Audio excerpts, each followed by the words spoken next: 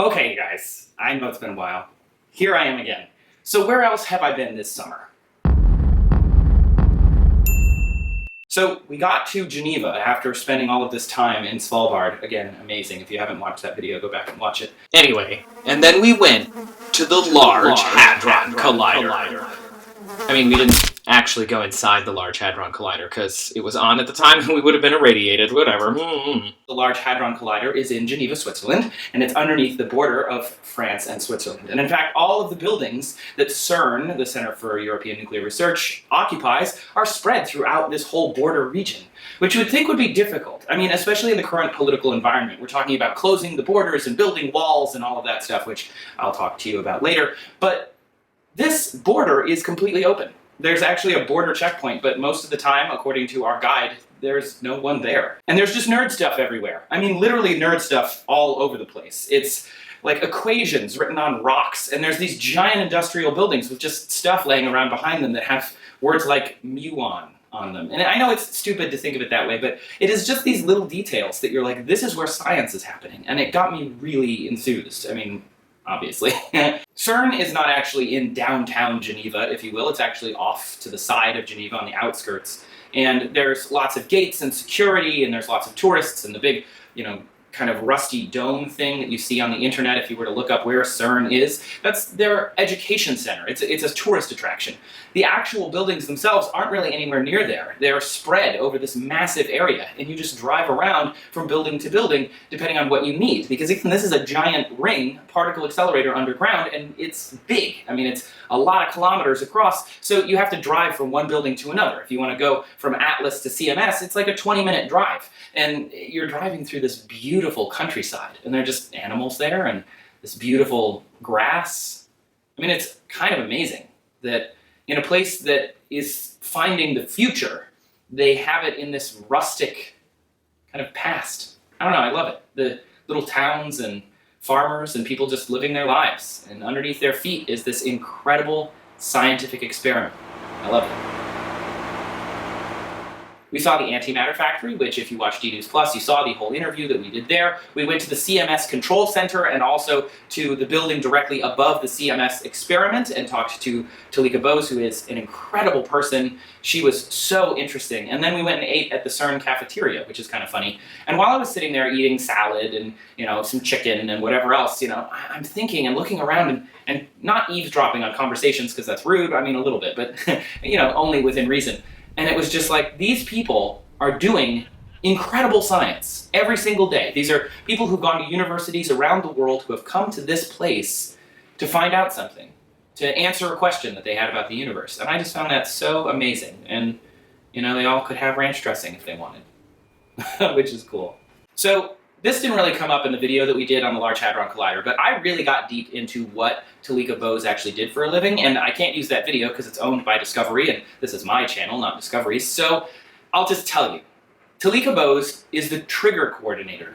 Now, it doesn't mean like pull the trigger like a gun. I mean, it does and it doesn't.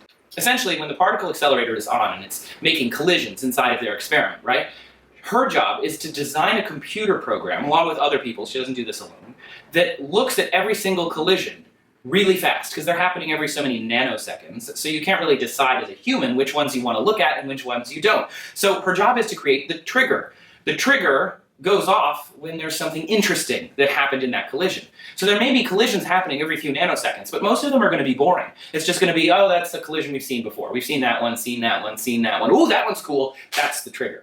It's so cool. Her whole job is to guess which ones of these collisions are going to be the most interesting. I love that. I mean, that's how much minutia has to happen for real science to occur. That's so fucking awesome. So after touring CERN and getting to go to the control center and see all of the little buttons and switches and all of the screens and talk to all of these different amazing scientists, I'd love to go back, by the way, in a heartbeat.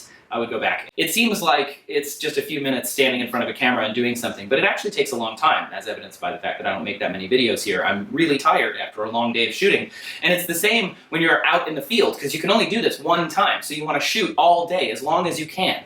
You want to make sure that you get everything, and after doing that for 10 days in a row, it can get pretty tiring. So when I had a day off, I went into Geneva and I fell asleep in a park, and it was lovely, just listening to people wandering around and, sitting in this beautiful European city by a river. it was magical.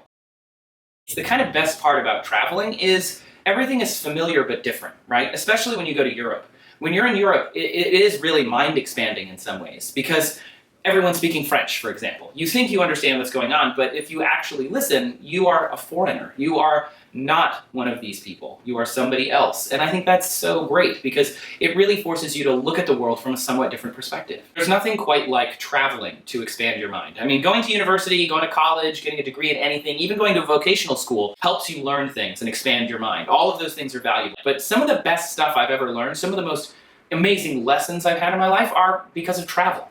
And just going somewhere and having to learn a new culture, and you can't escape it. You can't just like go back to your house and be like, whoa, that was nice. Because even your house, even your hotel, even your hostel, even your campsite, if you're that person, is in a different country. It's in a different culture with different laws and different requirements.